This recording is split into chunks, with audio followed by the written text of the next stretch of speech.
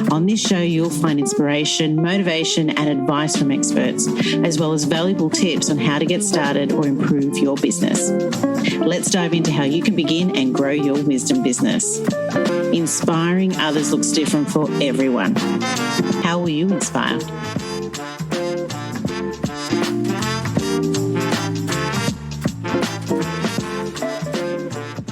Welcome to the Wise Dome podcast, and today we're chatting with Philippa Robinson. Philippa is a life change coach, podcaster, and author. Philippa has she's had a personal experience in transformation over the last 5 years through healing via a childhood trauma. And she wants to make sure that people know that healing is possible and we can have a life free from the chaos and trauma patterns. Philippa, welcome to the Wise Dome podcast. Nikki, thank you. Hi, thanks for having me. Oh, lovely having you here. I would love to know how you got started in your coaching business. Well, my coaching business came like I think a lot of people end up being coaches. Not everybody, but a lot of people end up being coaches because they want to help people who are going through similar to something that they've been through. Yeah. So I grew up in complete denial until my late 40s as to how much my childhood had impacted me, and not in a good way.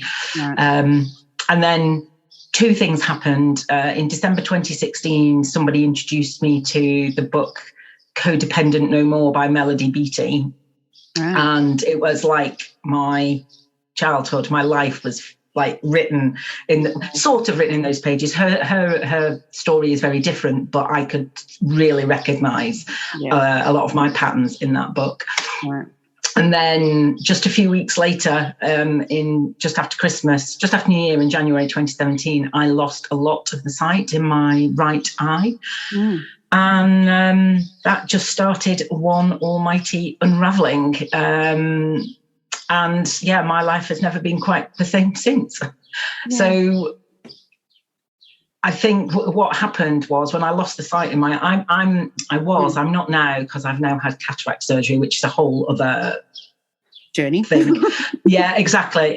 But I've always been incredibly short-sighted, like since I was very young. So what had happened to my eye was something a little bit unusual, and nobody was quite sure, and it was taking ages for them to work out what had happened, how they were going to treat it. And actually, just in case anybody's concerned, I have got most of the sight back. They told me it was permanent at the time, but I did get most of it back through a series of injections into my eyeball. Not very nice. Yeah. And but I realised that if I wasn't able to see, because there was a real risk I'd lose all the sight, and actually it might happen to the other eye.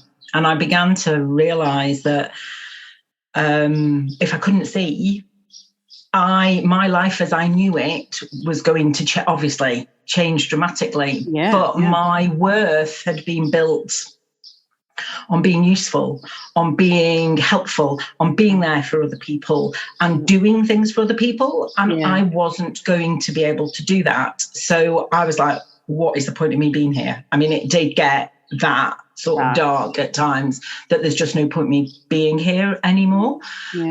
Or by being here, I don't necessarily mean that I thought about taking my life, but I thought that there was perhaps no point me being with my family anymore. And one day I said to my husband, I'm going to have to go and get some help, or I'm going to have to leave, because I was so angry and so vile to be around that I was going to end up screwing our kids up. Well, that's what I thought.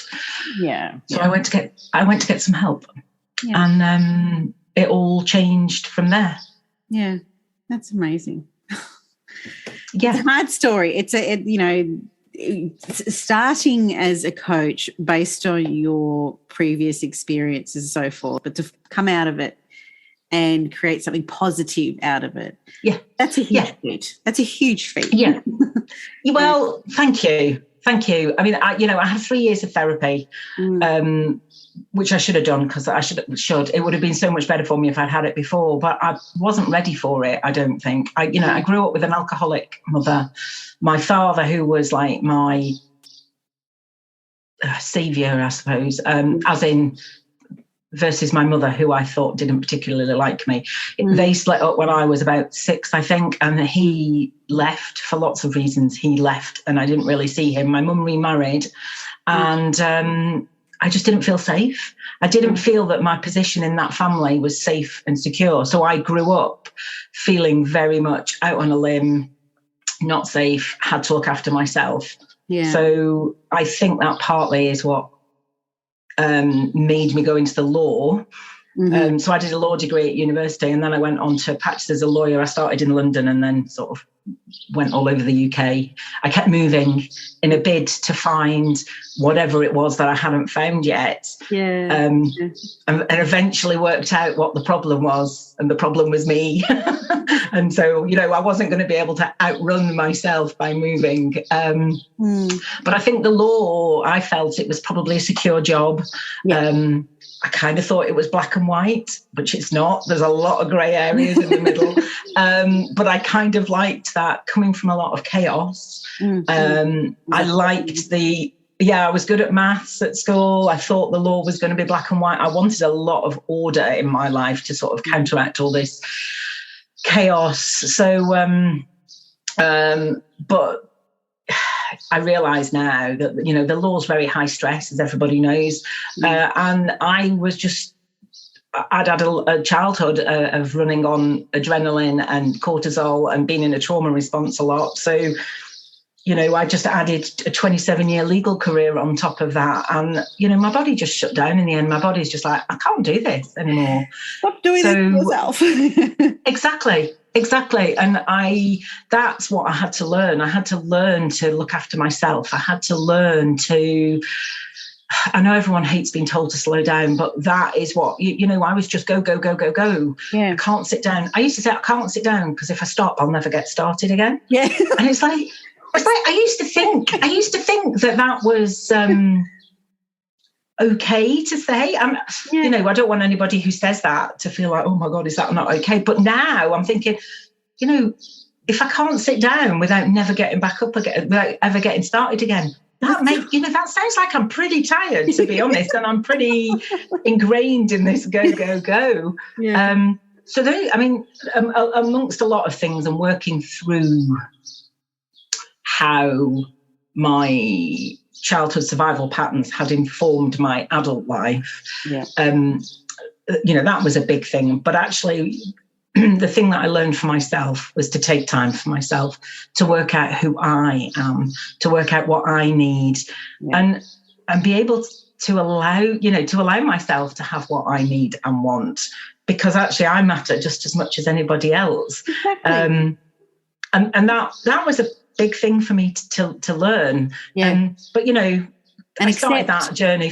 And to be able to receive and all those things. But that was 5 years ago. That started 5 years ago, and now I'm a different person. Yeah, I absolutely am. I love my life now. It's not particularly, don't get me wrong, it's not particularly exciting. It's not particularly, but I just love the ordinary moments in I can see the joy in the ordinary moments of life. I'm not just going through the motions all the time. Yeah. And most of the people I work with now are in a similar place. I was going to say not necessarily because they've had childhood trauma, but actually most of them have. But it's working out how to be happy in the now and how to not keep striving for something more. Because I think that's society. That's what society wants us to do at the moment. Strive for more, do more, be more, have more, not necessarily be happy with what we've got, because then we'll go out and spend money on other things. No, totally agree with you. Going on from there then, so having that experience and obviously recognizing at that particular point, that dark moment where you thought, hang on a minute, something needs to be helped here, and you've gone and helped yourself, and thankfully, you recognize to do that, which is an amazing feat. Like, just to do that on its own, to recognize, is one thing, and then to take that step and actually go through the motions of repairing in a sense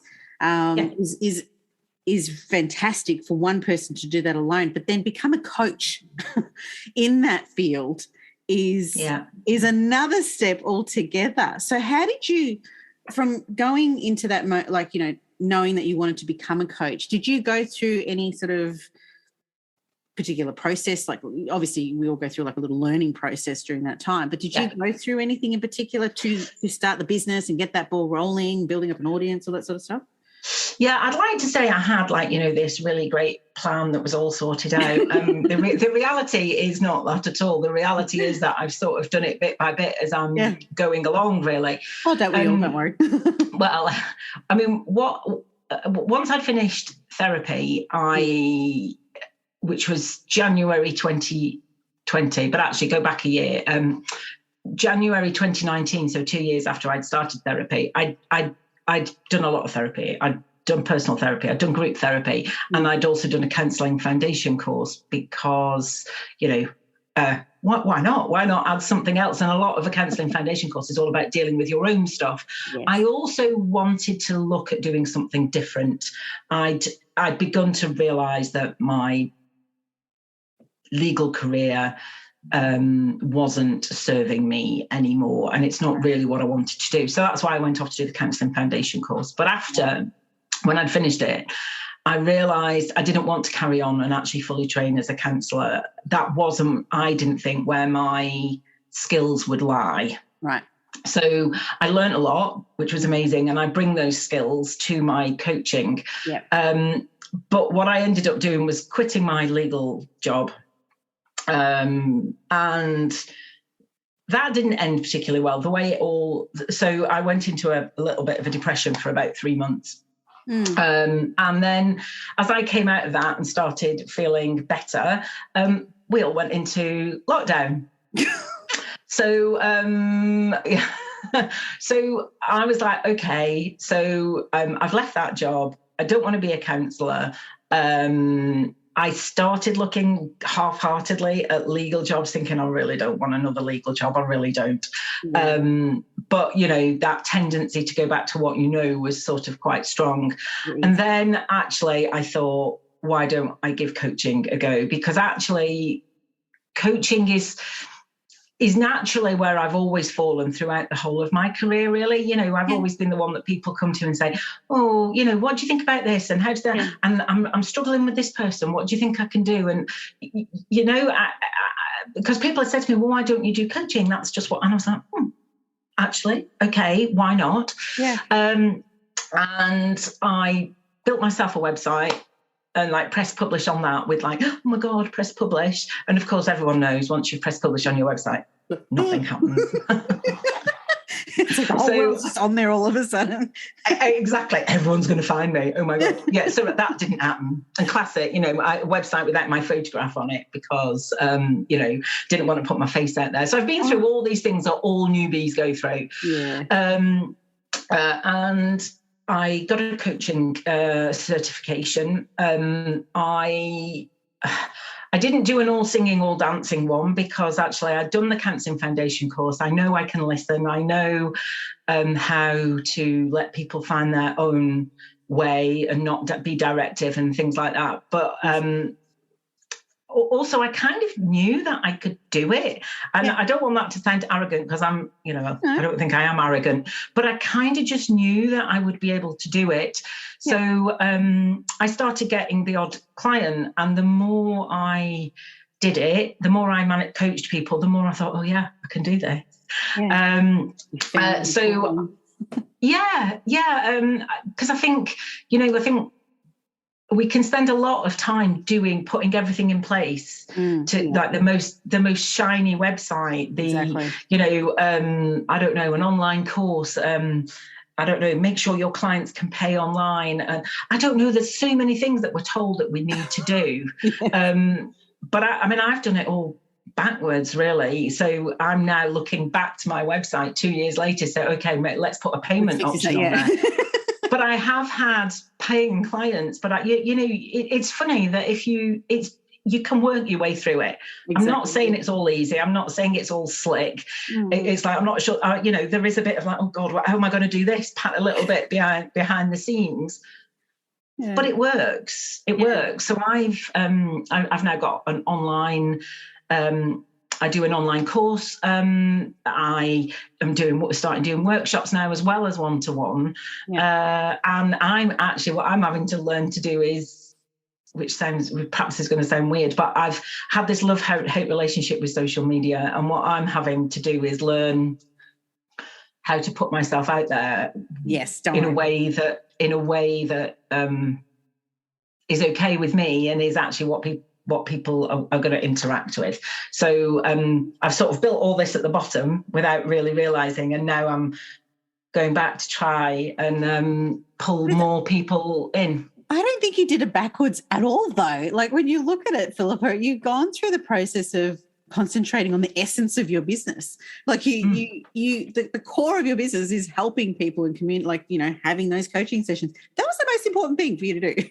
So, yeah, and you did that, and then you're building from there. So that's and I've just done it in a way that feels right to me. And I consumed a lot of free online content because I've not got thousands of pounds behind me to build this business. But actually consuming all that free content, I think, has probably held me back a little. Well, okay. Or has it? Maybe it's not held me back. Maybe it's allowed me to sift through it all in time and actually work out how I want to do it. I'm now doing it in a way that suits me and suits my skills and the way I found that I really like to do it. And but like you say, at the core is helping people. I mean, I'll help nearly anybody who wants help, who comes my way. Yeah. But what I'm trying to do is reach more people now. That's why I'm doing courses and workshops rather than one-to-one. I mean, I do one-to-one, but the people who come to me to work one-to-one have tended to go through some of those other things first. So they know me, we've got a rapport, and we can just get straight into straight into the work. Whereas even if I just start a few more people through my online stuff and through my workshops, if I start a few people on their healing journey and they then go off and work with somebody else, that gives me great joy, because I didn't know that it was possible to heal from it. I just thought, I'm 47, this is the way I am, this is the way it's always going to be, and I've got to live with it. And that hasn't been the case. No. And it's interesting. I remember listening to, I think it's Samuel L. Jackson. I think it was him. I forgot the right person. But he actually said, he didn't start his career in acting until he was in his late 40s. There is never an age where you cannot change or learn something new or anything like that. And if you feel that, you've grown a certain way or it's embedded in you and you can't change, that's not true. You have control and you can go through the motions. There is that, you'll always find a support system somewhere. It's just a matter of going out there and looking for it. And like you did, recognize that change and so forth. But starting, where you started and now going through that process of going onto social media and having to deal with, we all get that. I totally get that. And especially when you're starting a business such as, or contemplating creating a knowledge business, I'm sure that I can't imagine there being one person that sat there and said, oh, no, I never looked up free content. I just went straight into buying content to learn stuff. No one does that. And I'm sure we all sift through, the jargon, like all this and all that. It's just, it's a process I think we must all go through at some point, whether we're just at the starting point or midway, whatever. And look, admittedly, that's how I started. I did the same thing too. And, I went into the process of actually creating an online tool to answer my questions that I needed. But in the end, I started off with trying to plug in and play with all these free pieces to create my business. We all have to start somewhere, especially pre-revenue. You're not making anything at the time, or you're trying things out, you're testing out ideas, that's... Oh, that's great. I'm entirely normal. That's good. You're very I have, yeah. And the things I've also done is, so I started a podcast at the beginning of 2021, and I love doing that. Talking is a great medium for me. So I love doing that. And I talk about my healing journey, and I talk about the things that I have learned, because if I didn't know them, I figured there might be other people that might benefit from knowing them. So because I wanted to share free content. So that's how actually, I say I've not really, I have been on social media, but not much, but I have been creating this podcast. And actually most of last year I spent writing a book. So I wrote about my story. So actually I'm only really putting myself big in the game this now, to be fair. So actually, by playing around and trying this and trying that, it has kind of come together. Yeah. Well, that would lead me to my next question, how you feel you've grown, how you've personally grown through the way you share your wisdom, or even just, from the journey, how you started. Well, I think there's a saying that I've heard a lot of people say, which I'm probably going to mess up, but it's something like, we teach what we need to know ourselves, or something along those lines. So, I help people with the things that I've learned, and it just helps reinforce it for me. So, sometimes I can be I can be listening to people, client stories, and saying, okay, so this is a lot, you're doing a lot. How about, what can you take off your plate? What do you actually need to do? What are you doing that's actually joy in there for you? And, what can you give away? What can you just stop doing altogether? And, in my head, I'm like, oh yeah, I could do with I need to do that, yeah, exactly. What can I give away to somebody else and stop doing? So I also think that, and apologies if this sounds a bit naff, but I think I've found my true self. I feel finally at my age, at 53, I'm becoming the woman I was always meant to be. And perhaps just now is my time. Maybe I had to get to this age with all the life experience that I've had to be able to share my wisdom. And that's, I have quite a lot of younger people, women who come to me for coaching, and I'm pretty sure they're attracted to me because of my age. Yeah, because they know I've been around the block a few times. But it is really nice to get to a stage where my age is very much a positive.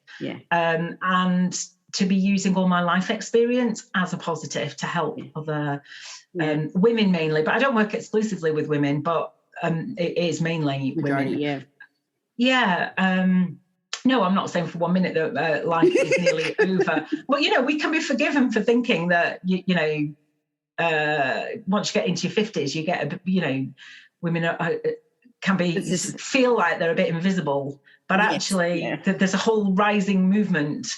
There's certainly, I know a lot of women in their 50s who are just rediscovering or finding for the first time their feistiness and doing great things. Awesome. Absolutely awesome. So when it comes to actually sharing, when you're coaching, and, obviously you did that course, the counselling course and everything, when you started, when you were going through that whole coaching, I'm presuming, you did some coaching sessions for free and so forth, just to sort of get the feel and everything. But was there anything in particular that you learned, any major lessons that you learned from those who you coached that might have molded the way that you coach now?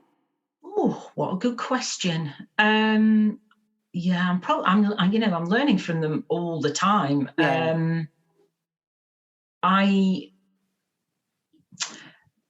The reason I didn't want to be a counsellor, because certainly here in the UK, you're trained to be a counsellor and not share your personal story, right, and not be directive in any way. Yes. It's so even suggestions are kind of frowned upon. Okay.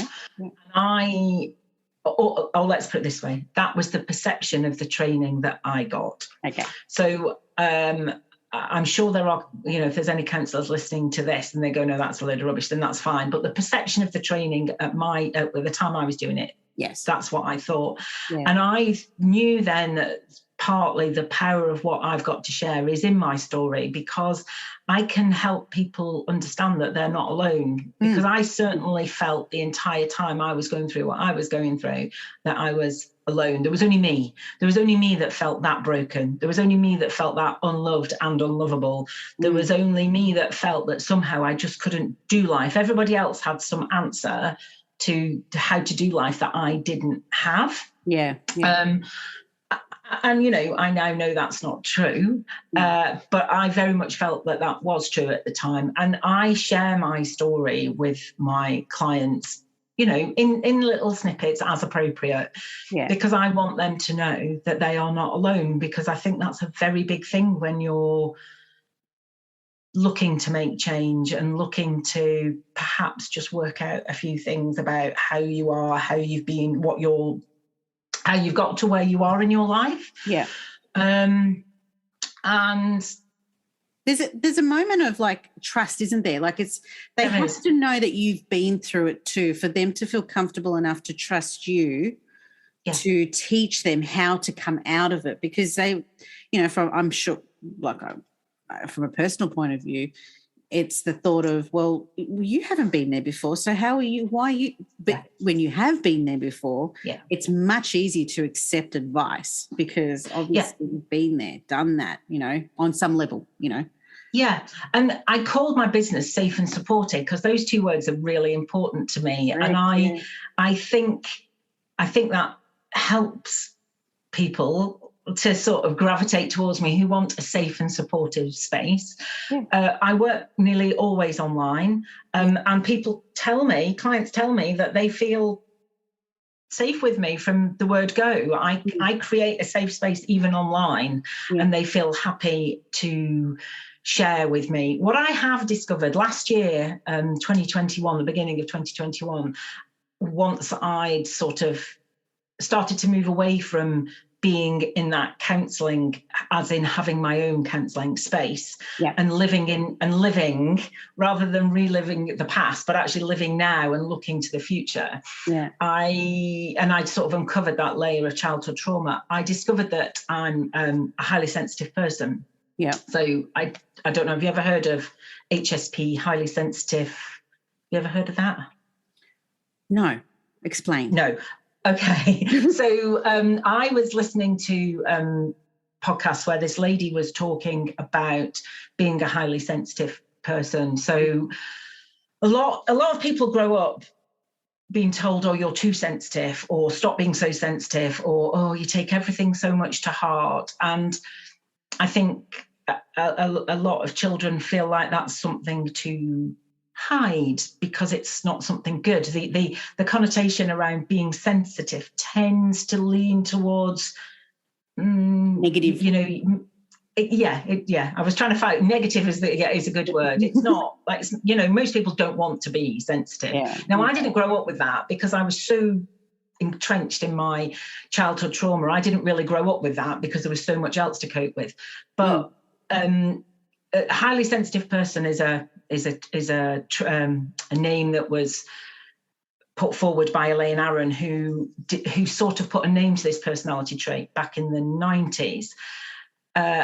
It's also known as sensory processing sensitivity. So the whole point is that sensory information, sensory data that is around us all the time. People like me, so highly sensitive people, are taking more of it in. We are feeling the changes in temperature quickly and more. We can sense those nuances very quickly. We some smells really make me like sick, really nauseous. Scratchy materials can just absolutely drive you mad, and you just can't wear them. Noises like big bangs just make me jump really. Can't watch violent films. All of those all that sensory input, we're actually taking in a huge amount more and to a greater depth Yeah. And discovering that about myself explained so much. It also has made me put better self-care practices into place, because I've realized I'm taking in so much data, I need to make sure that I'm resting. Yes. But also what it does, coming back to your question, it really helps me in my coaching, because I can sense things just by little tweaks of people's facial expressions, maybe, or I can sense the energy has gone down or gone up. So if we're on the right track, I can feel the energy come up, and if we're not on the right track, I can feel that there's a bit of a lull. So actually discovering I'm a highly sensitive person, and actually doing some specific coaching training around being an HSP has really helped me sort of hone my coaching skills, and I can kind of get to the crux of the problem quite quickly. Or problems, we can work through one at a time. But because I'm a coach, not a counsellor, I can use all that information, and I can actually go there and I can help. I mean, I wouldn't just go, right, I'm sensing this is the problem, and this is what we're going to work on. I mean, it's not like that. But I can guide a little bit more and say, I'm wondering about this, or how do you feel if we look at this a bit more, and whatever. And if a client doesn't want to go there, and that's absolutely fine. So that's really helped me in my, so discovering that. And I think I discovered that as a result of working with people and realizing I was picking up on things. I was getting these little nudges, and these little words will come to my head, like, look at that, I don't know, like words like judgment. And I'll realize that everything they're telling me is about how much they're judging themselves.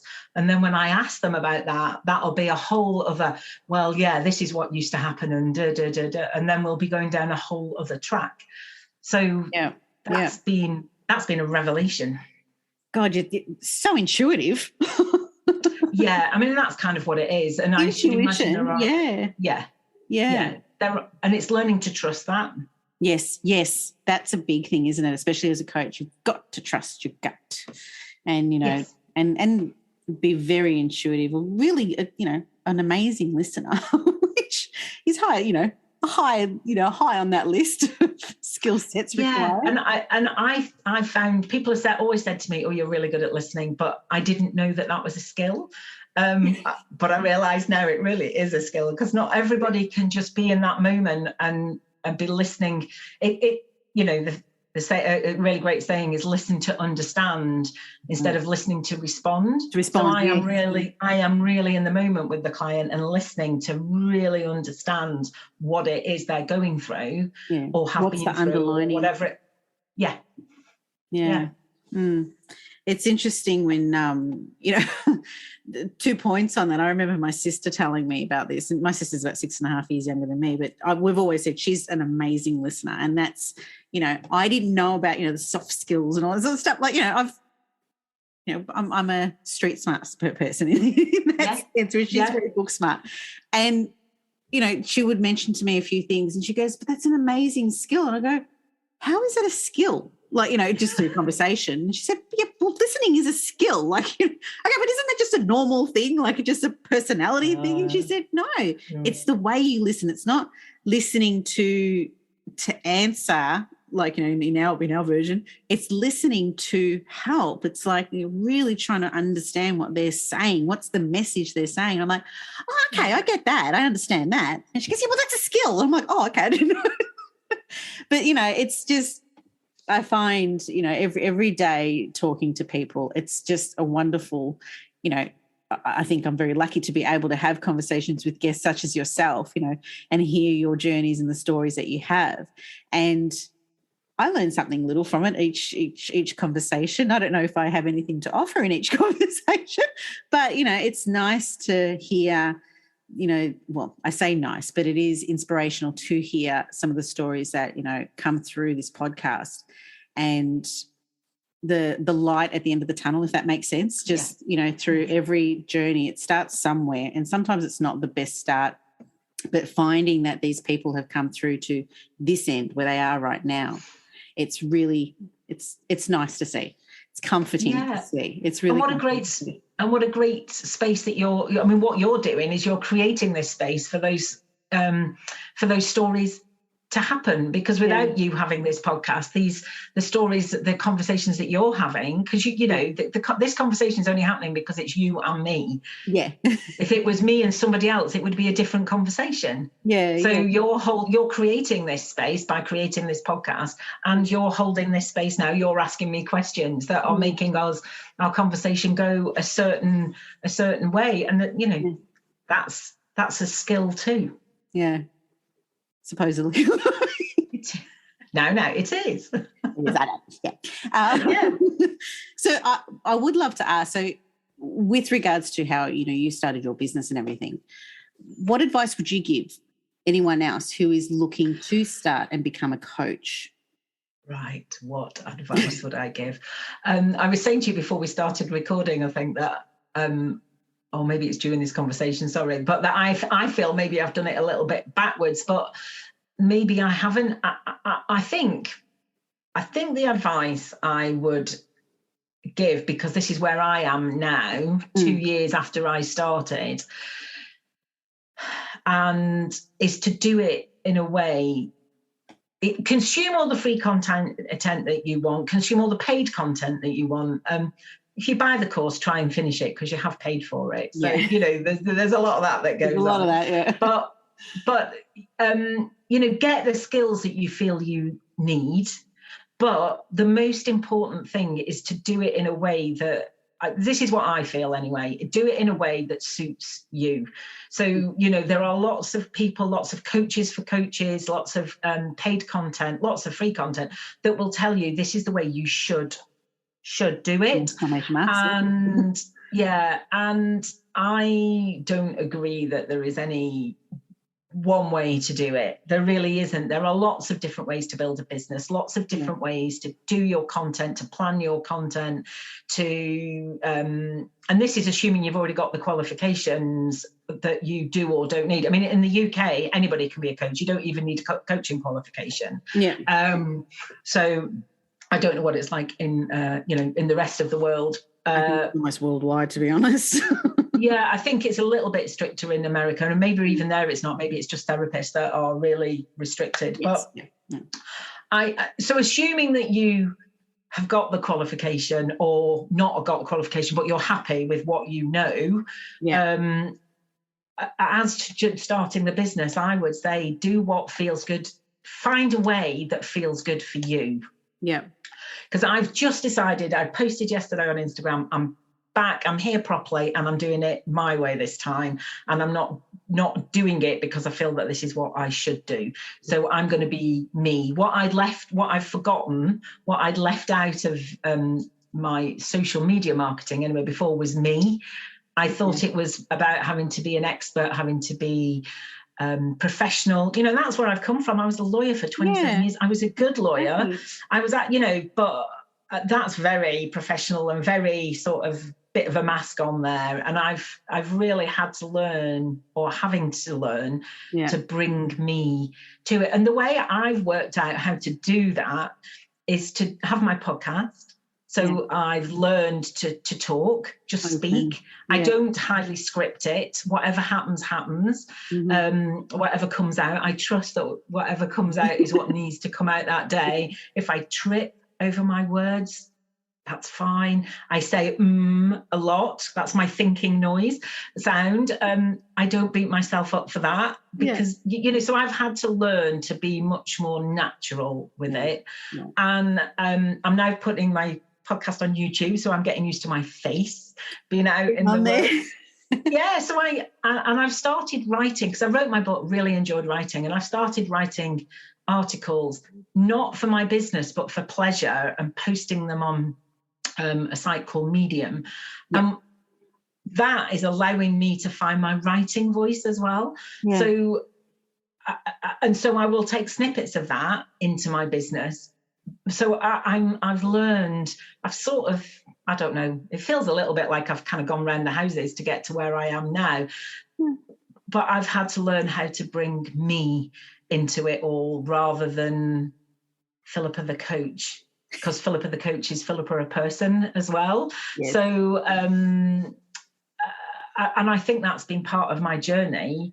It's a big journey. You've got for the last 5 years, discovering who I am. Yeah, but it's such a contrast, isn't it? Like you said, like going from a lawyer, the mask is massive as a lawyer.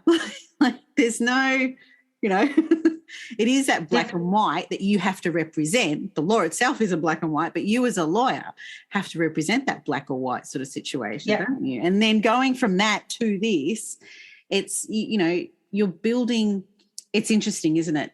When you're building trust as a lawyer and then building trust as a coach, you're both supporting someone, but very differently. Yep. And I think actually my childhood patterns really suited me, really suited me in my persona as a lawyer, because I didn't take the real me to work. I just got my head down and just got on. I could plow through so much work because I just got my head down and just did it. And I would give, and that made me a brilliant employee in a law firm, but it wasn't very good for me personally. And I think discovering who I am over the last 5 years, this is another part of that. Bringing myself into my business now is another part of that journey. I was going to say maybe it's the last step, but I don't think we're ever on that last step till the day we die. So I don't know what's going to come next. But I was literally about to ask you what's going to come next. I don't know. Who knows? I'd like to speak. I'd like to. That's the first time I've ever said that out loud. But I would like to be a speaker. I think you'd be amazing. I think. Well, my hands are all over the place and I get quite sort of animated. I'm the same, don't worry. Exactly.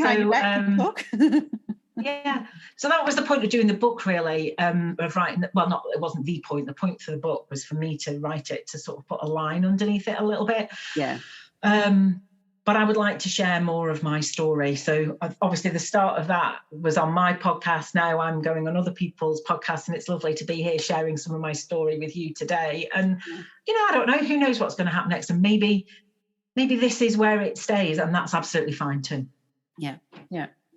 Well, that leads me to what legacy are you looking to leave, whether it's personal, business? What legacy?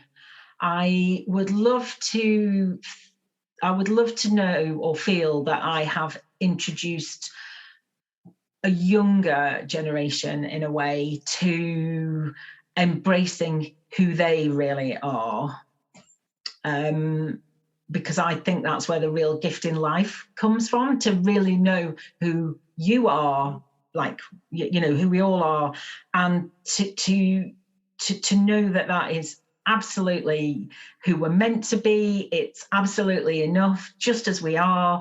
We don't have to be trying super hard at all. Life flows when you can be who you are. And I just think generally, if we could all be a little bit happier with who we are, then maybe we could all be a bit kinder to ourselves, kinder to other people.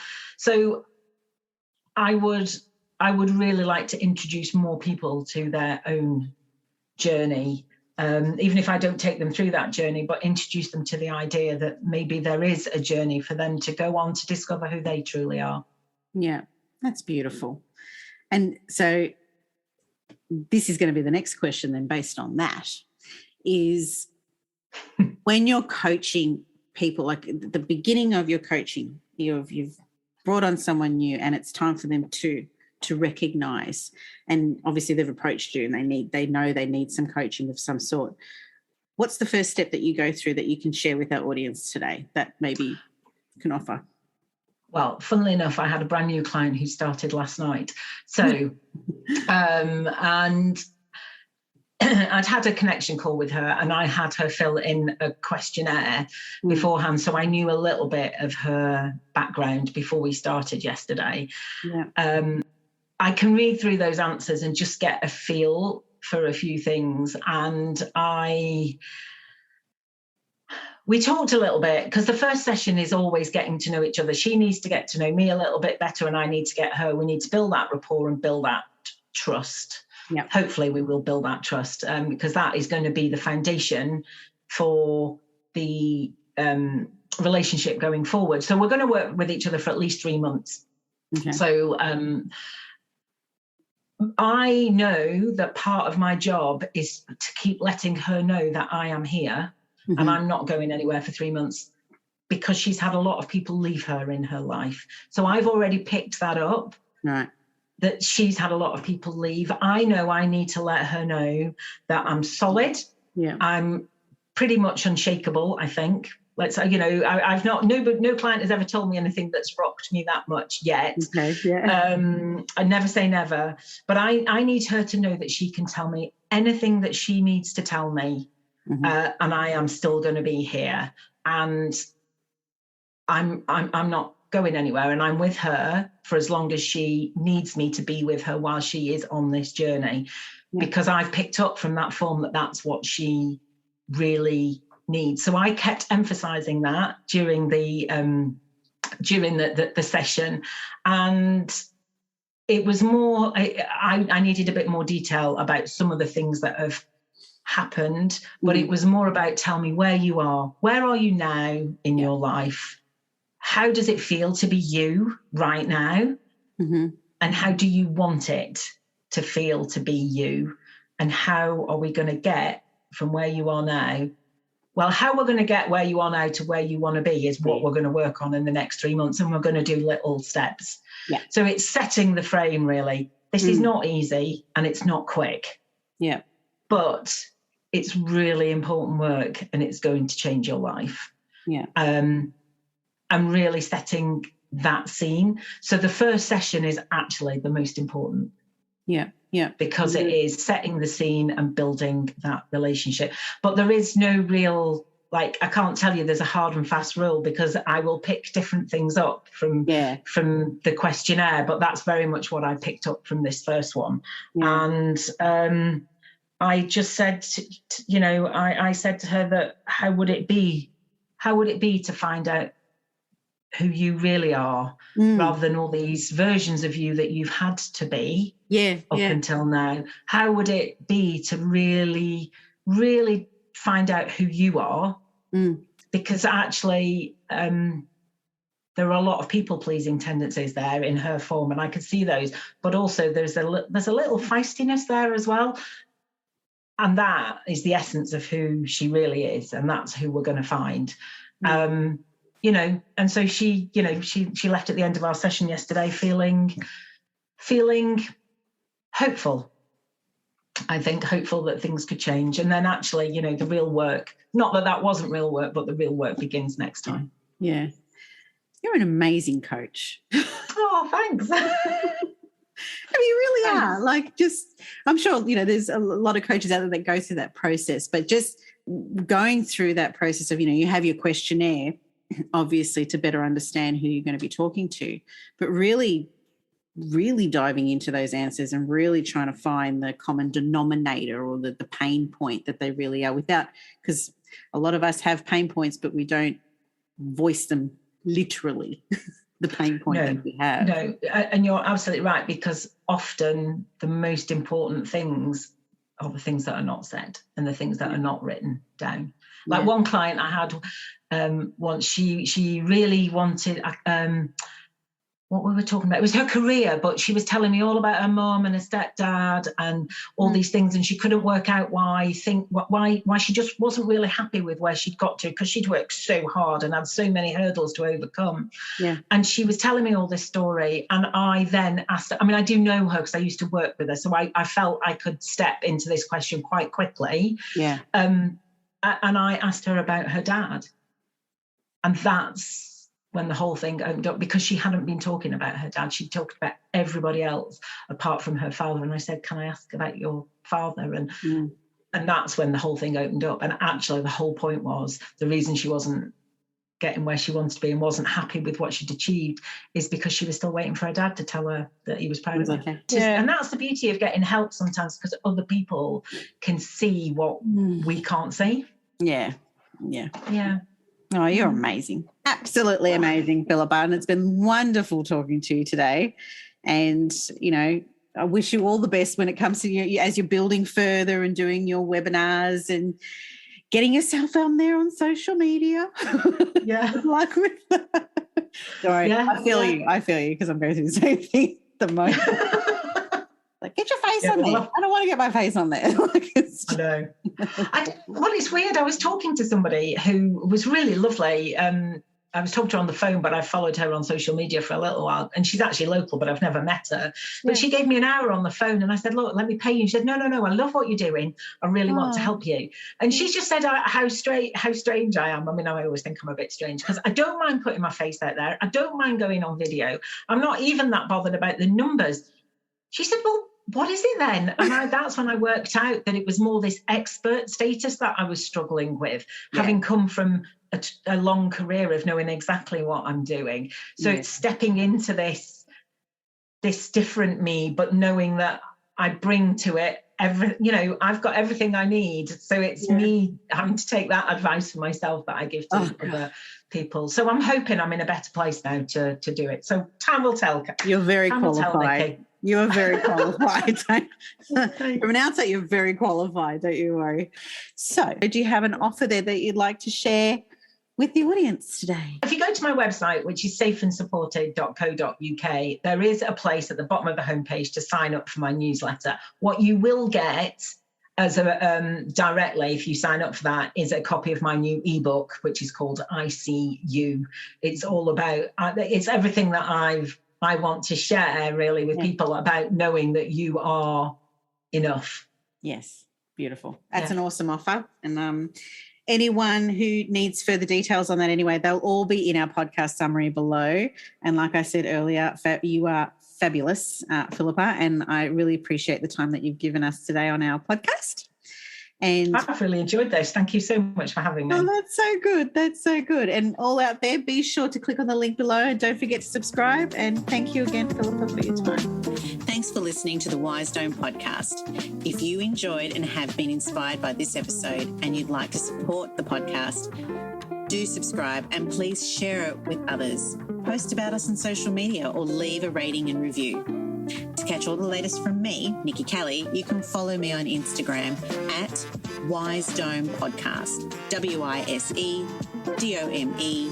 Podcast. I'm Nikki Kelly. Thanks again, and we'll catch up next time.